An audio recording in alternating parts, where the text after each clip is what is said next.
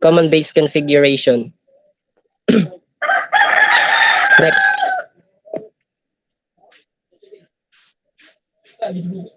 The common base configuration is unique in that the applied signal is connected to the emitter terminal and the base is at or just above ground potential.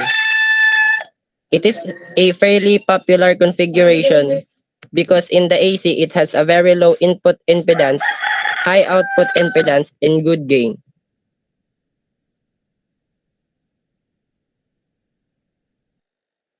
Next. This picture show that ito yung pinaka common na example ng common base configuration. Next.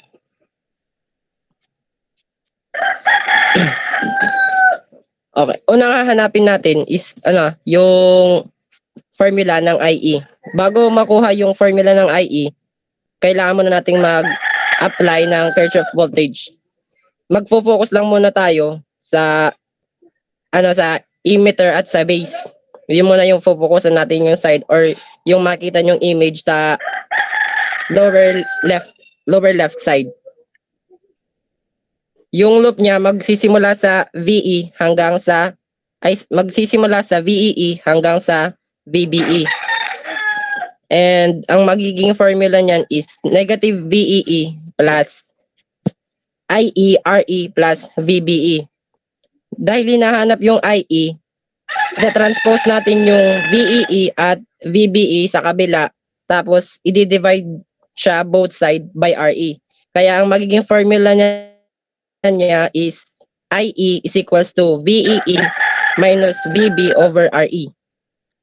Tapos, kapag nahanap na natin yung IE, proceed na tayo sa another formula. Hahanapin na natin yung IB. Yung IB naman is may formula siya na IB is equals to IE over beta plus 1. Next. Next naman natin na hahanapin is yung VCE. Siyempre, pag hahanapin natin yung VCE, mag-a-apply ulit tayo ng Kirchhoff voltage law. Then yung loop niya, magsisimula sa VEE hanggang sa VCC. So, ibig sabihin, lahat ng nandyan is makakasama sa formula. Magsisimula tayo sa VEE and yung formula niya is negative VEE plus IERE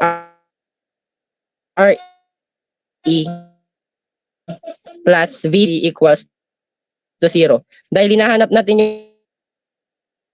yung VCE, ita-transpose lang natin siya sa kabila, magiging VCE is equals to VEE plus VCC minus IERE minus ICRC.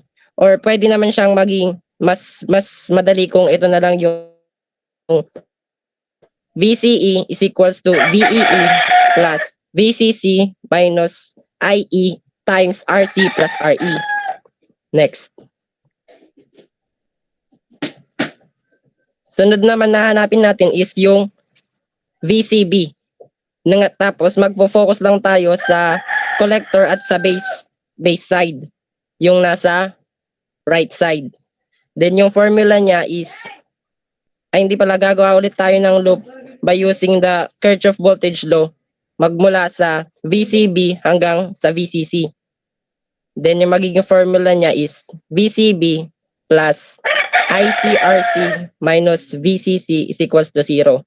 Dahil hinahanap natin yung VCB, ita-transpose lang ulit natin siya sa kabila.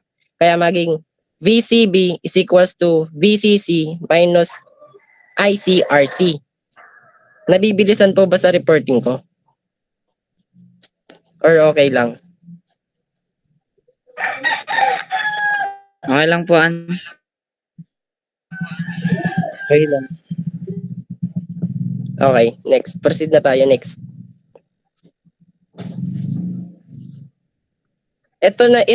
This image, ito na yung example. Yung niya, yung RE is equals to 1.2 kilo ohms. Yung VEE is equals to 4 volts. VCC is equals to 10 volts. Tapos yung RC niya is 2.4 kilo ohms. Yung beta din pala is equals to 60. base sa sinabi ko kanina, ang una nating hahanapin is yung IE. Yung IE, may formula siya na VEE minus VBE over RE. Yung VEE is equals to 4 volts, then yung VBE is equals to 0.7 volts. Then yung RE naman is equals to 1.2 kilo ohms. Kaya IE is equals to 4V minus 0.7 volts all over 1.2 kilo ohms. Yung pala, yung VBE constant naman na siya na 0.7 volts. Kaya yun na lang yung inilagay ko. Kung germanium din pala, pwedeng 0.3. Pero kadalasan naman is silicon, kaya 0.7 volts. Then yung equal niya is 2.75 milliampere. Then dahil nahanap na natin yung IE, magpo-proceed na tayo sa IB. Yung IB is equals to IE over beta plus 1. Yung IE na nakukuha pa lang natin is 2.75 milliampere. Then yung beta is 60 plus 1 lang. Equals 2.75 milliampere is over 61. Then yung magiging sagot for IB is 45.08 microampere. Next. Ngayon, next naman natin nahanapin is yung VCE. Yung VCE is equals to VEE plus VCC minus IE times RC plus RE. Yung VEE, may value siya na 4 volts. Yung VCC, may value na 10 volts. Yung IE is equals to 2.75 milliampere. Yung RC naman is 2.4 kilo ohms. Then yung RE is 1.2 kilo ohms. So, magiging na lang yan is pinag-add yung 4 plus 10, kaya magiging 14. Then yung 2.4 plus 1.2 pinag-add na lang, kaya magiging 14 volts minus 2.75 milliampere times 3.6 kilo ohms. Then yung sagot sa 2.75 milliampere times 3.6 kilo ohms is equals to 9.9 volts. Then 14 volts minus 9.9 volts is equals to 4.1 volts. Yun yung sagot sa VCE. Next. Okay. Ito yung sa VCB pala, meron pa palang isa. Equal siya sa VCC minus ICRC, or pwede naman na VCB is equals to VCC minus beta IBRC. Then 10 volts is equals to 10 volts minus 60 times 45.08 microampere times 24 kilo ohms is equals to 10 volts minus 6.49 volts. Then yung equal niya is 3.51 volts. Yun yung sagot sa VCB. Oh, thank you. Sarap na ako nito. Sarap na ako nito.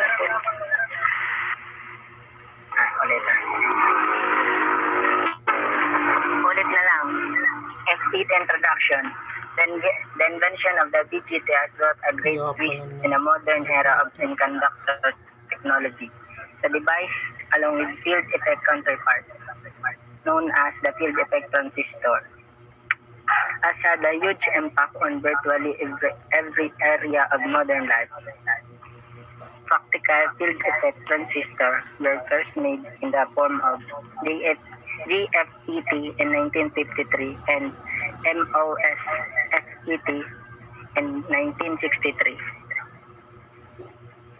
The field effect transistor has taken various forms like that. The junction field effect transistor, or JFET, are the terminal semiconductor devices that can be used as electronically controlled switches or resistor or to build amplifier. The metal semiconductor field effect transistor, or MESFET, is a field effect transistor semiconductor device similar to a JFET with a Schottky junction instead of a PN junction for a gate. The metal insulator semiconductor field effect transistor or MOSFET is the controlling terminal which is isolated from the device by placing an insulator between the gate and the channel. MOSFET, the metal oxide semiconductor field transistor, is a semiconductor device that is widely used for switching purposes and for the amplification of electronic signal in electronic devices. Next is construction and characteristic of JFET. First is major part of the structure is N-type material. Dito po siya sa gitna. Next, the top of the N-type channel is connected to an ohmic contact to a terminal referred to as a drain. Ito po yun. Nakita po? Okay.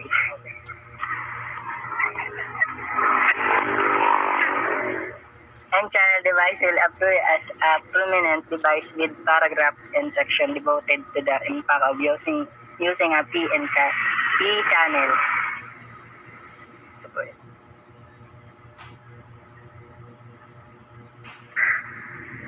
Next po, the lower end connected through an ohmic contact to a terminal referred as source. Ito po yun, sa baba.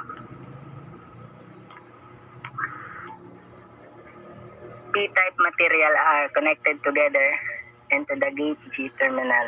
Ito po yun. JFET as a 2p-N junction under no bias condition. Thank you. Next reporter. Enhancement type of MOSFET. So in this topic, we will learn about the construction, working, and characteristic of the enhancement. So if you talk about the construction, then in some aspect, it is similar to the depletion type of MOSFET. Ito po yung i-report ni Dexter. Ayan lang, wala siya. Basic construction. The drain and the source terminal are connected through the metallic contacts to inducted regions. These inducted regions are not connected via an N channel without an external voltage. The gate connects the p-doped substrate via a thin insulating layer of silicon oxide. The indoped material lies on a p-doped substrate that may have an additional terminal connection called SS or substrate. So if we talk about the N-channel enhancement type of MOSFET, the substrate is made up of p-type material, and through the metallic contacts, the drain and the source terminal are connected to this N-type material. And similar to the depletion type of MOSFET, this oxide layer isolates the gate terminal and the p-type substrate. But here, unlike the depletion type of MOSFET, there is no channel between this drain and the source terminal. So whenever we apply the control voltage between this gate and the source terminal, then the channel is formed between this drain and the source terminal. So here, in this type of MOSFET, basically the application of the control voltage enhances the number of charge in this region, and due to that, the channel is getting created, and that is why this type of MOSFET is known as the enhancement type of MOSFET.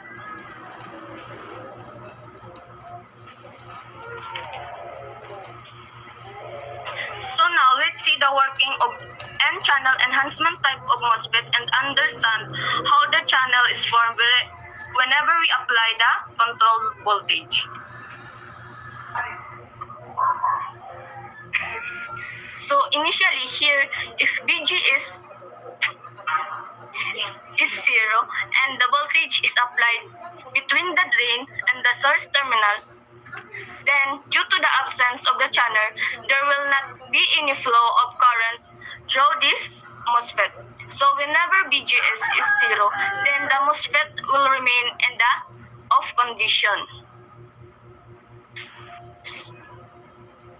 So here, the substrate and the source terminal are connected together, and they are connected to the ground terminal, and the positive voltage is applied between the gate and the source terminal.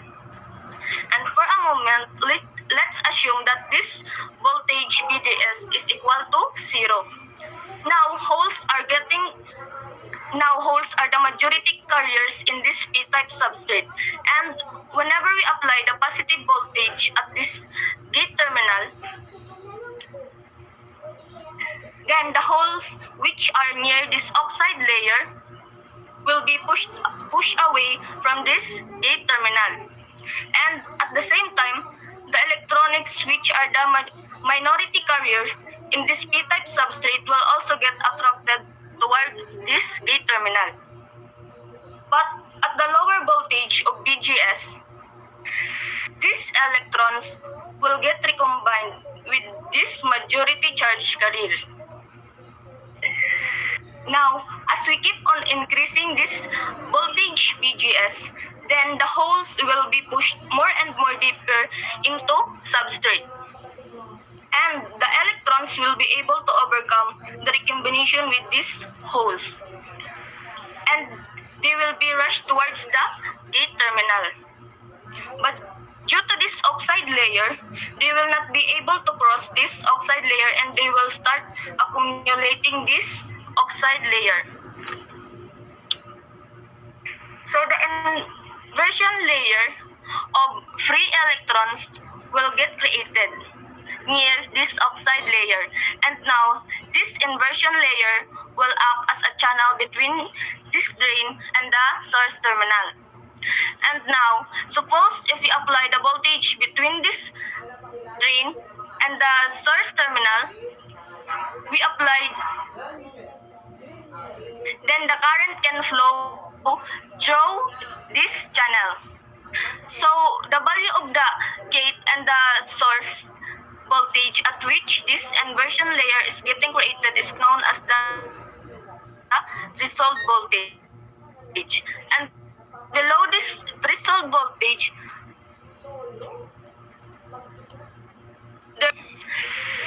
and whenever this BGS is greater than this threshold voltage, the width of the channel will increase.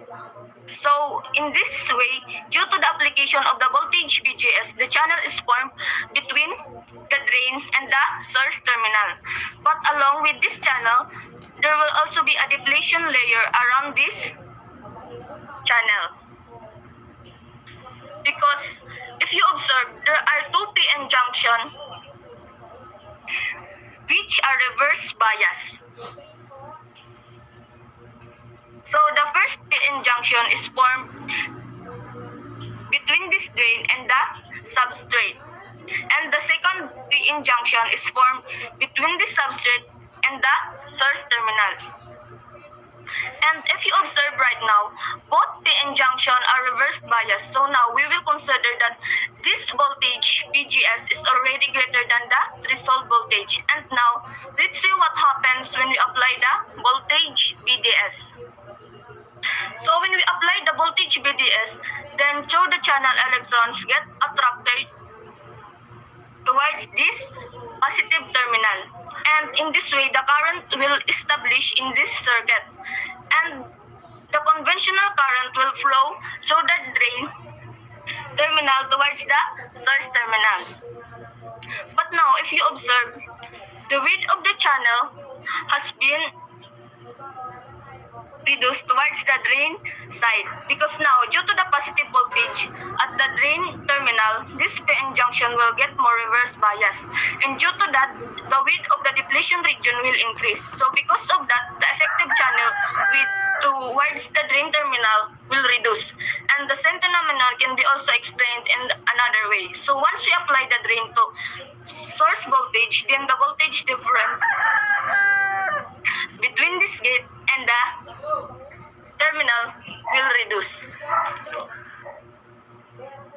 So the voltage difference between these two terminals will be equal to VDS minus VGS. And as this source or the substrate terminal is grounded, we can say that this difference will be equal to VG minus VD.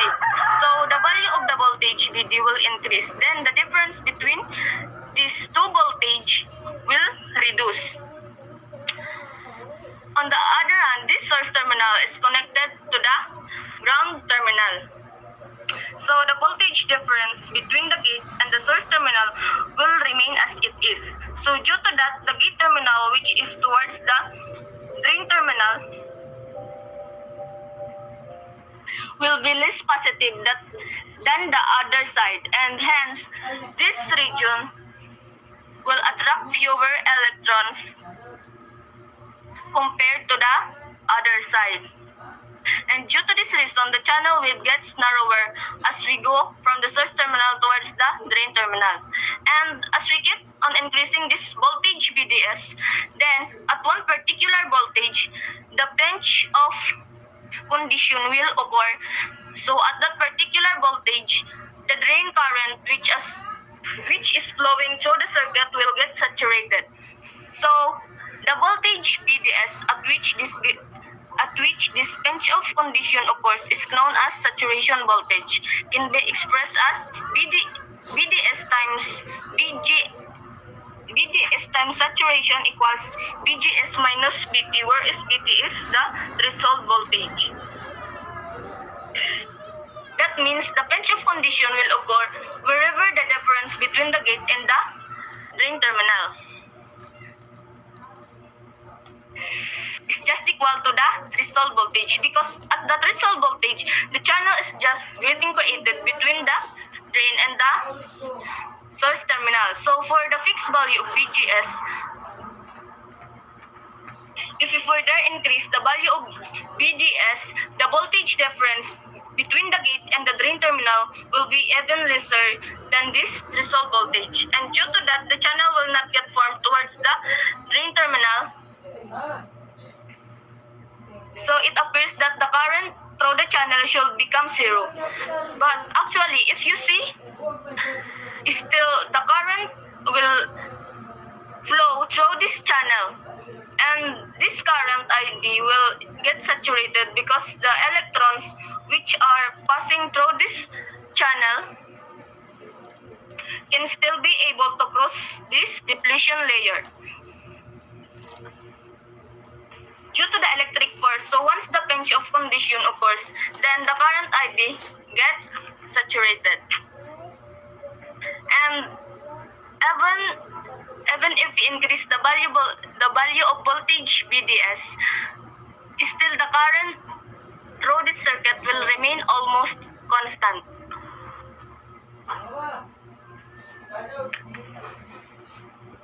So if you see the drain curves of the ID versus VDS curves for the different value of VGS, then it will look like this. As you can see, as the value of VGS will increase, the current ID will also increase. And this parabolic curve shown the locus of the VDS where the drain current ID will get saturated. So in this graph, this region is known as the either linear of the ohmic region. The MOSFET can be operated as a voltage-controlled resistor. So for the fixed value of VDS, as we change the value of voltage VGS,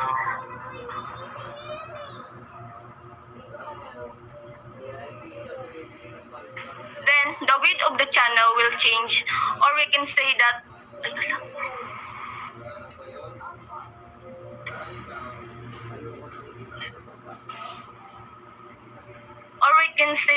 effectively the channel resistance will change.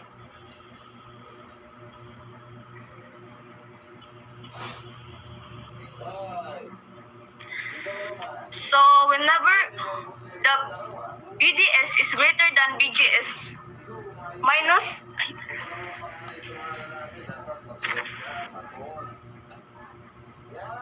VGT and VGS is greater than VT, then in that case the MOSFET is operated in this linear region. And in this region, it can be operated as a voltage controlled resistor. Then if we talk about the next region, then it is the cut-off region.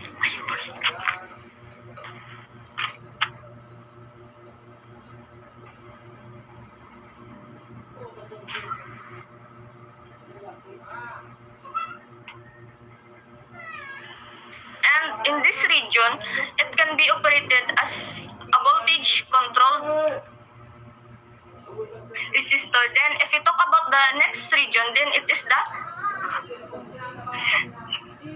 cut-off region. So whenever this voltage VGS is less than VT, in that case, the current through the MOSFET is zero, or we can say that the MOSFET will remain in the off condition.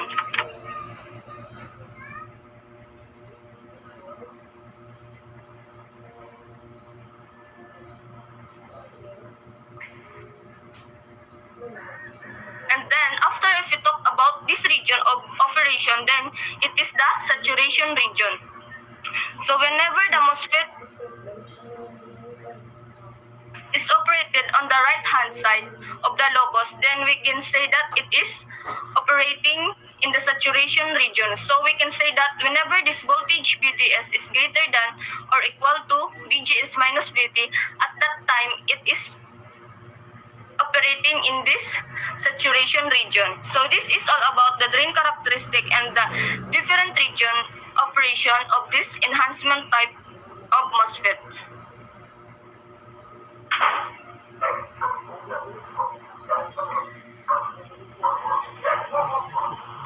So let's see the transfer characteristic.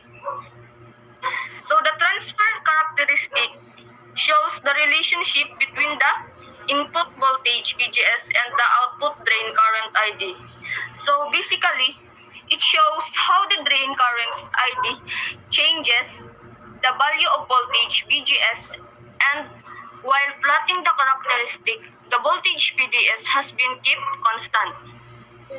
So as you can see, up to the threshold voltage, the drain current ID is 0. And after that, as we increase the value of voltage VGS, then the drain current ID will increase.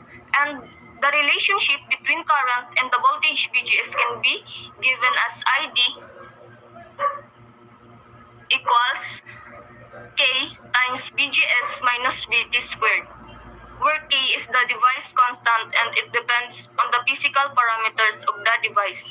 So using this expression, we can find the value of drain current for the fixed value of VGS. So far, we have discussed the N-channel MOSFET. So, similarly, let's briefly talk about the P-channel MOSFET. So in this case, the P-channel enhancement type of MOSFET, the substrate is N-type, and through the metallic contacts, the drain and the source terminals are connected this P-type material. But now, in case of this P-channel MOSFET, the polarity of the voltage will be reversed. So now, the channel will be formed whenever the applied voltage VGS is negative. And we can say that the channel will be formed whenever this voltage VGS is greater than VT. And the current start flowing through the channel whenever we apply the voltage VDS between the drain and the source terminal. So for the P-channel MOSFET, the pinch off condition occur wherever this voltage VDS equals VGS minus VT. But here, all the voltages will be negative. And for the P-channel MOSFET, if you see the drain or the output characteristic, then it will look like this.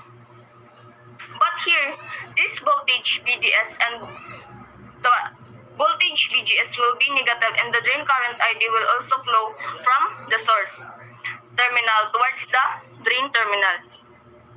So as you can see from the graph, as VGS becomes more and more negative, then the drain current ID will increase, and whenever this value VGS is greater than 50, then the MOSFET will operate the cutoff region. And if you see the transfer characteristic, then it will be a mirror image of the N-channel MOSFET. So this is a brief overview of the P-channel type of MOSFET. So in the end, let's see the symbol of this N-channel and P-channel MOSFET.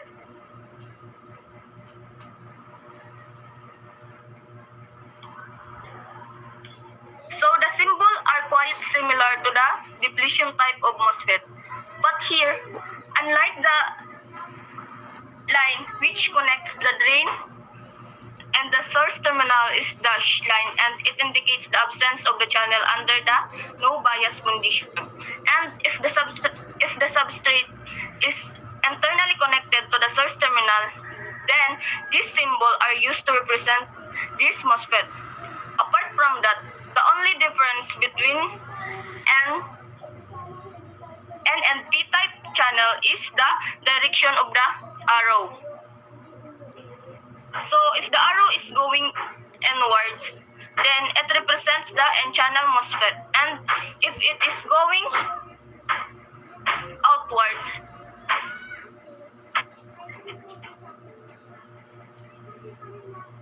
then it represents the P-channel MOSFET. So this is all about the symbol which are used for the enhancement type of MOSFET. For the next topic, we have MOSFET handling.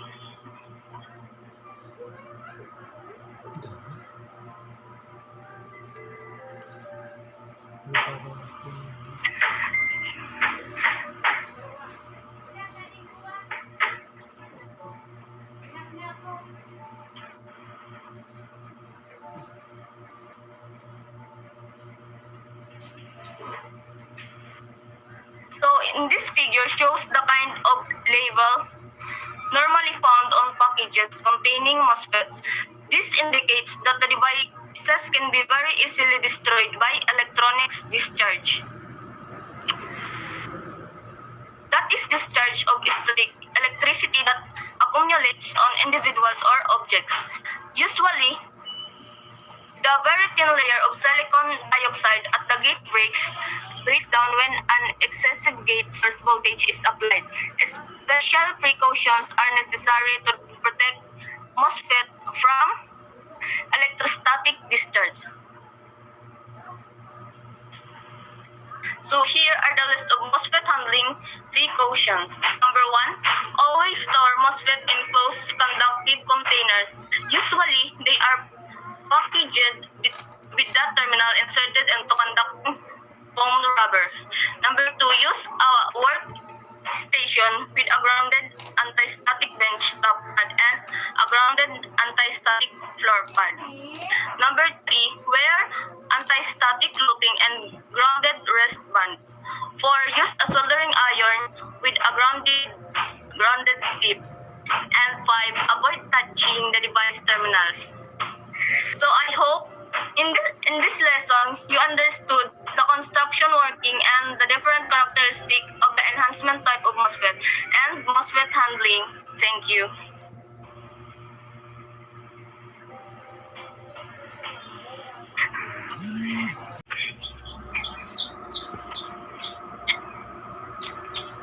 Mark, sabi ka na lang kapag okay na. Okay na. Okay.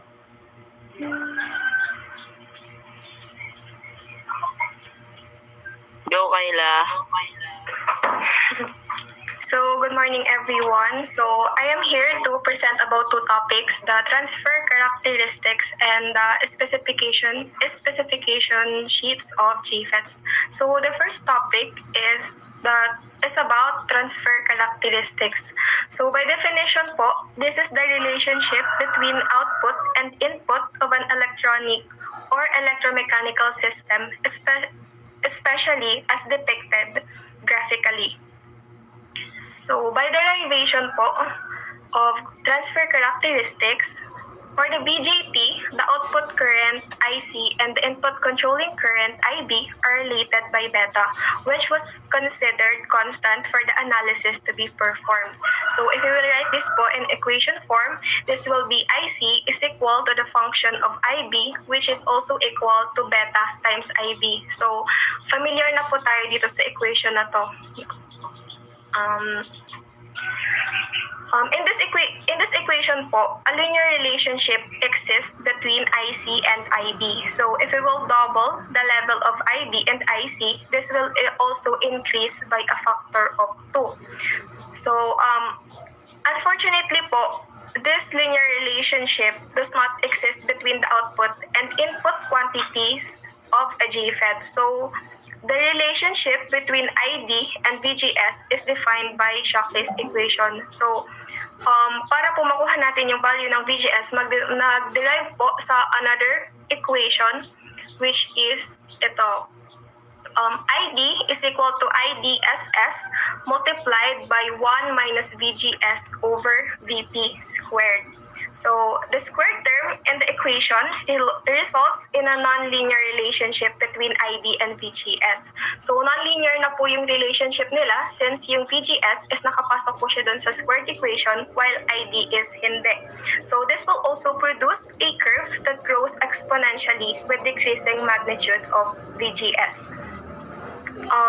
For the DC analysis, a graphical rather than a mathematical approach will in general be more direct and easier to apply. So the graphical approach, however, will require a plot to represent the device and a plot of the network equation relating in the same variables. So a few information po about William Bradford Shockley. So sa kanya po nanggaling yung Shockley's equation. He is a co-inventor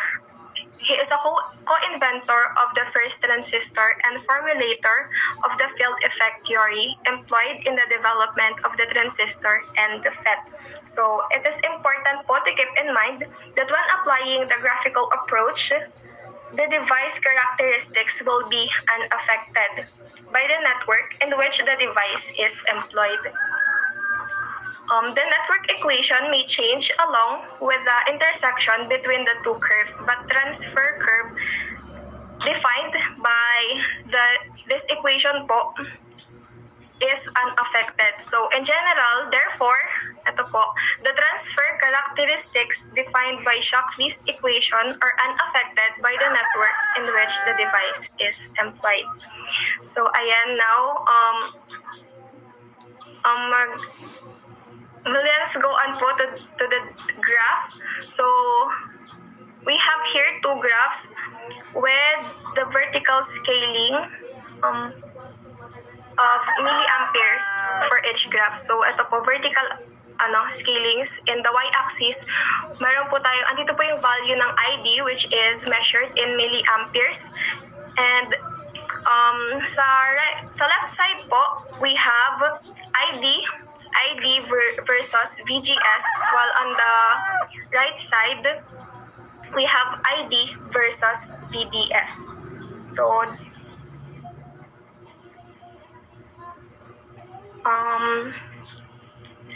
the transfer characteristics are a plot of an output or drain current versus the input controlling quantity. So wait lang. So para po makuha natin yung graph na to, we can solve this using the Shockley's equation. So ayan po. So applying the Shockley's equation para po makuha natin yung graph, first we will use the formula ID is equal to IDSS multiplied by 1 minus VGS over VP squared. So dito po, if we will substitute 0 for the value of VGS, we will now have IDSS multiplied by 1 minus 0 over VP squared. So 0 divided by VP is also 0, and 1 minus 0 is 1, and 1 squared is 1. So the value of ID is IDSS when VGS is equal to 0. Then Isa-substitute naman po natin yung VP sa value ng VGS. We will, using the same formula, we will now have, ano po yan, ID is equal to IDSS multiplied by 1 minus VP over VP squared. So VP over VP is 1. So 1 minus 1 is 0. So, and IDSS po multiplied by 0 is 0. So the value of ID now is 0, which is the value of ID now is 0 ampere when VGS is equal to VP. So for the drain characteristics po, if we substitute VGS is equal to -1, so ito pong value ng -1 nanggaling po siya dun sa graph. So ito po yan. VGS is equal to -1. So magkakaroon na po tayo. And yung IDSS naman po pala, ito din. So yan, kinuha din siya dito sa graph. So substituting the values, ID is now equal to 8 milliamperes times 1 minus -1 divided by -4 squared. So performing this equation po, magkakaroon tayo ng value ng ID na 4.5 milliamperes. So as you can see po dito sa graph, dito po VGS, so we have the value of 4.5 sa ID. So andito po yung plot niya.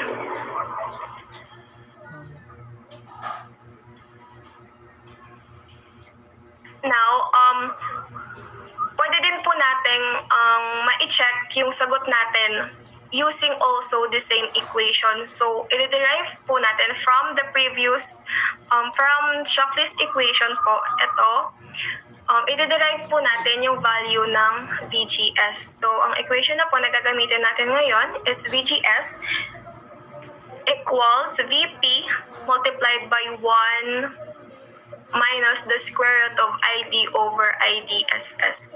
So, substituting the values, -4 multiplied by 1 minus the square root of 4.5 times 10 raised to -3 or 4.5 milliamperes over 8 times 10 raised to -3. So performing po this equation, we will now have VGS is equal to -1, which is tama po, di ba kanina? Yung value po, yung pinag-substitute natin sa value ng VGS is -1, wherein nakuha natin yung value na 4.5, and yun po yung ginamit natin dito as value ng ID. So, tama po yun. We can also use the shorthand method para po makuha natin yung transfer curve or para po magawa natin yung graph. So, we will also use the same formula, the Shockley's equation. ID is equal to IDSS multiplied by 1 minus VGS over VP squared. So, yung value po ng VGS is substitute natin na VP over 2. So, magiging po siyang ganito, IDSS multiplied by 1 minus VP over 2 all over VP squared. So, if we will, kung babaguhin natin yung equation, isusulat natin siya in a simpler form, pwede siyang isulat as 1 minus VP over 2 multiplied by 1 over VP. So, makakancel po natin yung VP, and we will now have IDSS multiplied by 1 minus 1/2 squared. So,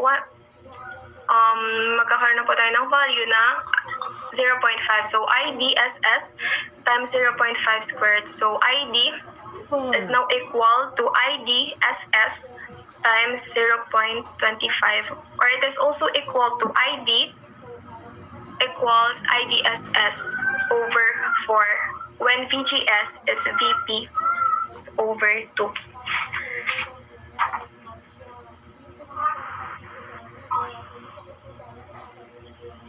Ayan, so it is important to realize that in this equation po, it is not for a particular level of VP. So may condition po, di ba tayo dito? Ang ID daw po is equal to IDSS over 4 only when VGS is equal to VP over squared.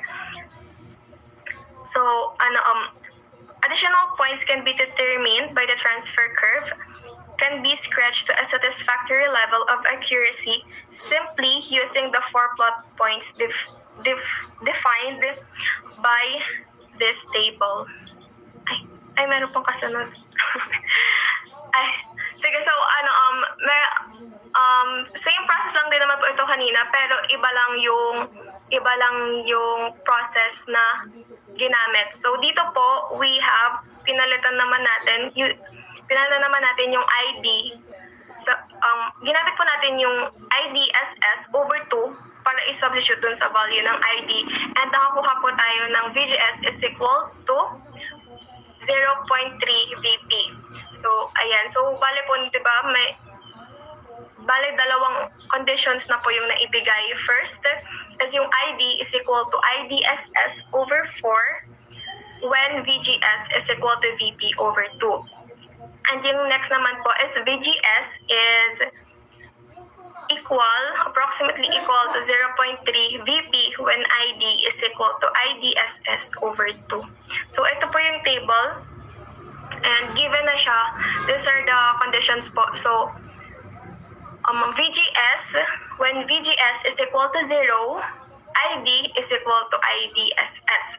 And if VGS po is equal to 0.3 VP, ang value naman po ng ID natin is IDSS over 2. And if VGS is equal to 0.5 VP, our ID is equal to IDSS over 4.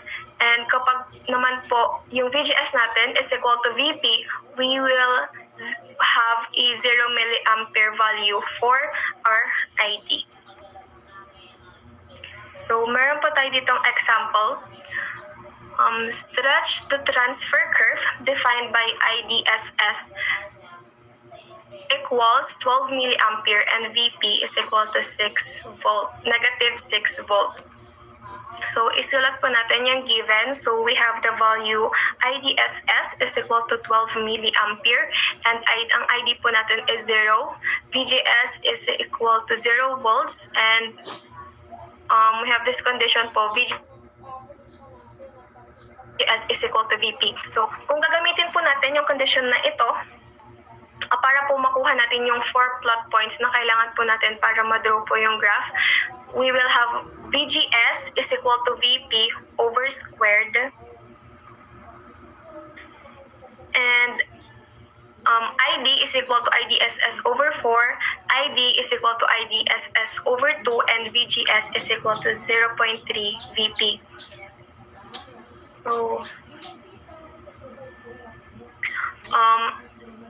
performing the equation po, VGS is equal to, para po sa first point natin, VGS is equal to VP over 2. Substituting the values po, we have negative 6 over 2 is also equal to negative 3 volts. So, andito po siya, negative 3 volts. And ID is equal to IDSS over 4 is equal to 12 over 4 is equal to 3 milliampere. So, sa x-axis po, or sa VGS, we now have the value of negative 3 and sa y-axis naman po is 3. So, eto po yan. And sa next naman po, we have ID is equal to IDSS over 2 and it is equal to 12 divided by 2 and equal to 6 milliampere and VGS is equal to 0.3 times VP. So 0.3 is equal 0.3 times negative 6 is equal to negative 1.8 volts. So ito naman po yan. Sa x-axis po, we have negative 1.8. Ito po. And sa y-axis naman po natin, we have 6 milliampere. So now we have the transfer curve for this example po. For the next topic, we have the specification sheets for JFETs. So, as with any, may question po pala kayo about sa topic? First topic? Hello po.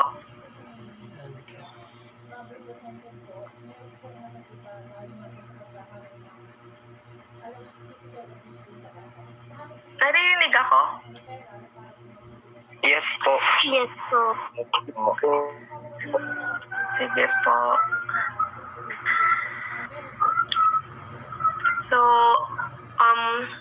So next topic na po tayo, we have the specification sheets of JFETs. So as with any electronic device, it is important to be able to understand the data provided on a specification sheet. Oftentimes, the notation used is different than we normally apply. So a measure of translation may have to be applied. In general, however, the settings for the data are uniform and include maximum ratings, terminal characteristics, electrical characteristics, and sets of typical characteristics. So, meron po tayo itong example ng specification sheets. So, ito po yung specification sheets ng Fairchild Semiconductor 2N5457. So, ito po.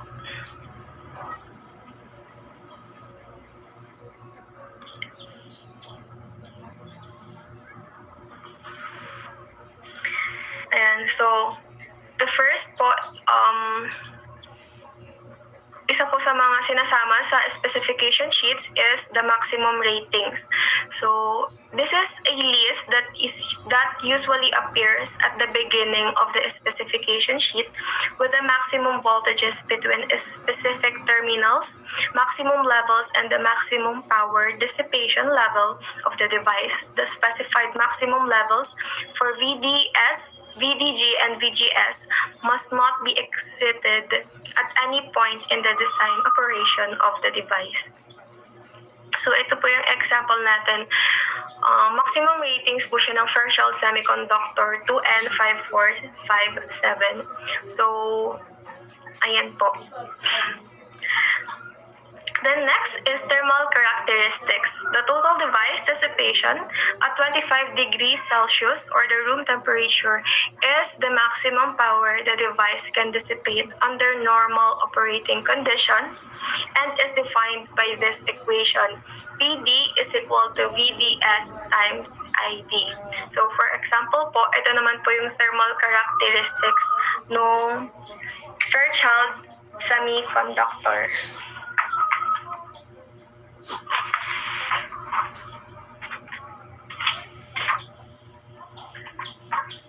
So, yan. Next po is electrical characteristics. So, the electrical characteristics include the level of VP in the off characteristics and IDSS in the on characteristics. So, in this case, VP is equal to VGS off has a range from negative 0.5 to negative 6 volts, and the IDSS from 1 milliampere to 5 milliampere. So, ito po yung example ng electrical characteristics. So, meron po siyang separate po yung characteristics kapag po naka-off and kapag naman po naka-on. So, they have different values po. Next is the typical characteristics. It is a list. The typical characteristics listing will include a variety of curves demonstrating how important parameters vary with voltage, current, temperature, and frequency. So, example po nito is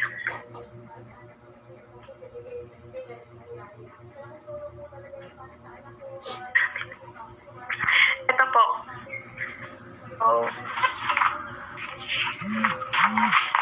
Madami sila. So, typical characteristics po is nag-include siya ng graphs or curves para po ma-demonstrate yung parameters in connection with the voltage, current, temperature, and frequency.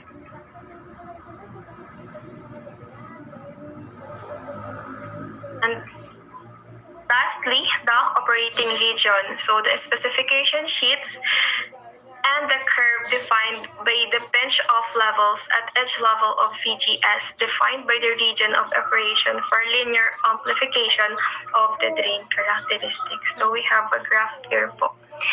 So, yan lang po. Thank you.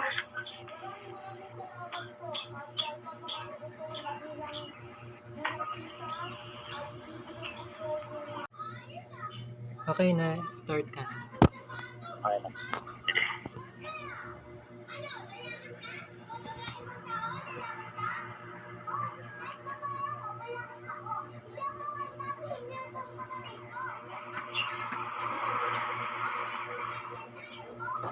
Nakikita na po. Opo. Sige, start now. So, good morning again, everyone. I'm going to present this topic, VMOS and UMOS power MOSFET. So, to begin with, learning outline, VMOS, what is VMOS? VMOS structure, VMOS application. Same din sa UMOS. What is UMOS? Structure and application.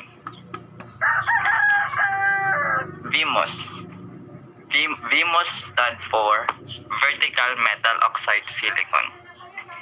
Get its name from the V-shaped gate region. So nakuha yung pangalan na VMOS dahil sa V-shaped form na to. Nakikita niyo dyan. So ito yung VMOS structure niya. Cross-section view. Ayan.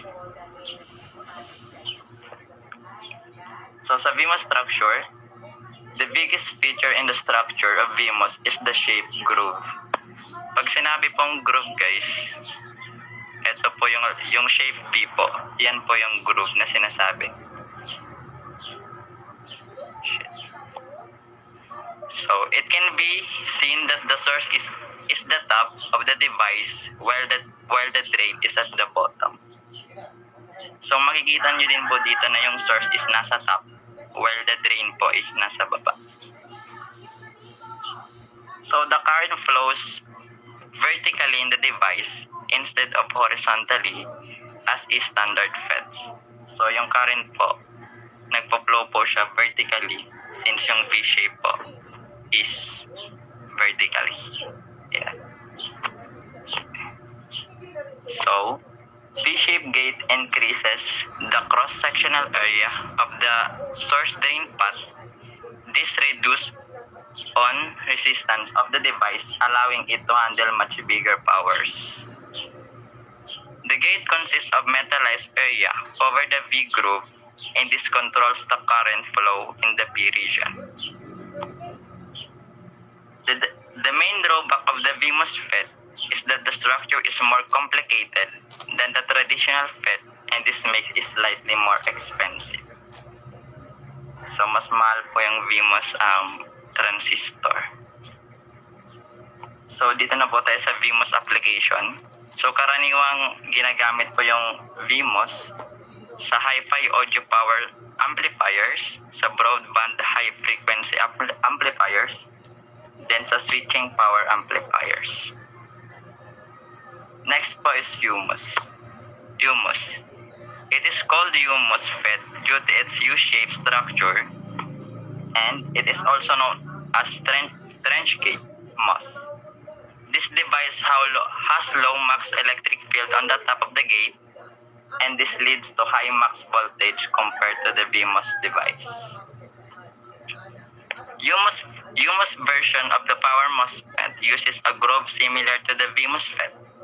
However, the groove has flatter bottom to it and provides some different advantages. Ito po yung UMOS structure. Cross-section view. Then nakalagay din po dyan. So, same po sa VMOS, the biggest feature in the structure of UMOS is the shape U groove. Yung U. It can be seen that is at the top of the device while the drain is at the bottom. Kulang po pala ng source. Pero yung source din po nasa taas while the drain po is nasa baba. humus structure, a vertical trench is etched through the double diffuse layer, again resulting into vertical MOSFET. Same po sa VMOS, vertical din po yung humus. So yung application po ng humus, wala pa akong nahanap. Pero usually, ginagamit din po siya sa amplifiers, mostly. Then summary. Comparing BMOS and humus structures from technological viewpoint, it is the easiest to make V-form groove than U-form groove. Dito po, mas madali ma-identify sa technological viewpoint kasi pag VMOS, letter V, while pag humus is U. All of these elements of planar MOSFET are present in the humus and VMOS MOSFET. And one of the disadvantages of this typical planar MOSFET is reduced power handling, typically less than 1 watts and current levels compared with a broad range of bipolar transistor. However, through a vertical design of VMOS and humus MOSFET, power and current levels have been increased along with higher switching speed and reduced operating dissipation.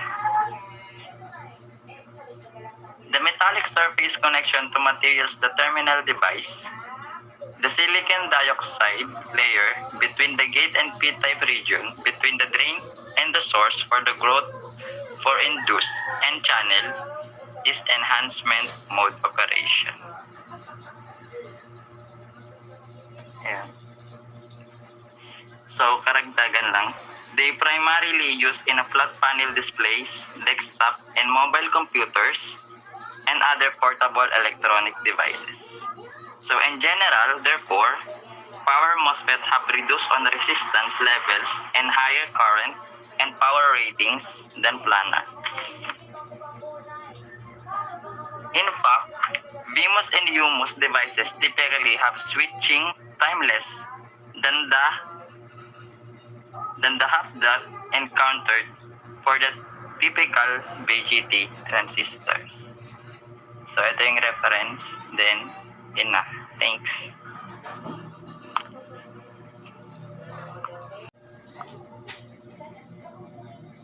EPS, huwag niyo i-open ang mic niyo po. So, ano nga ba ang CMOS? Next po lang. CMOS daw po stands for Complementary Metal Oxide Semiconductor. So, ito po ay semiconductor technology used in most today's integrated circuit or ICS. So, kadalasan daw pong ginagamit ang CMOS sa integrated circuits po, also known po as chips or microchips. CMOS transistor are based on metal oxide semiconductor field effect transistor or MOSFET po technology. Next po lang. So nakikita niyo pong picture, yan pong nasa gitna ay ang CMOS. So isa po siyang parang maliit na battery lang po. So saan nga ba ang ginagamit ang CMOS?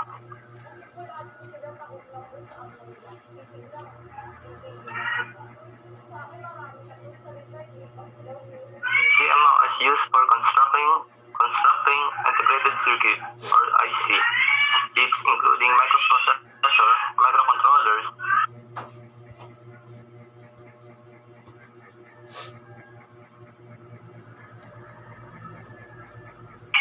memory chips including CMOS by DIOS and another digital logic circuits po. Sa kabilang banda naman po, meron siyang dalawang basic structure. Next po.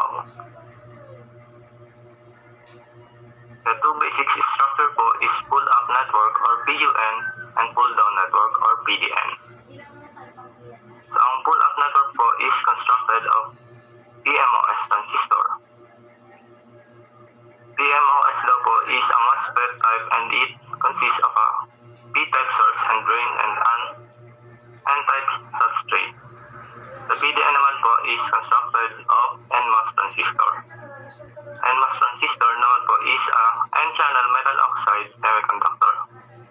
There is one in which N-type po, the bonds are used in the gate region.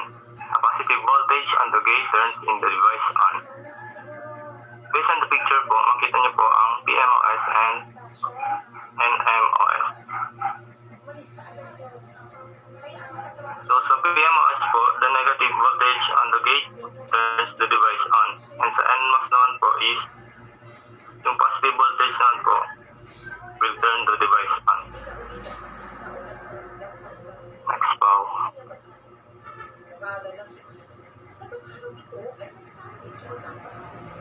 So pull-up network or PUN will be conduct for high output y is equal to 1 and will pull the output node of the VDD.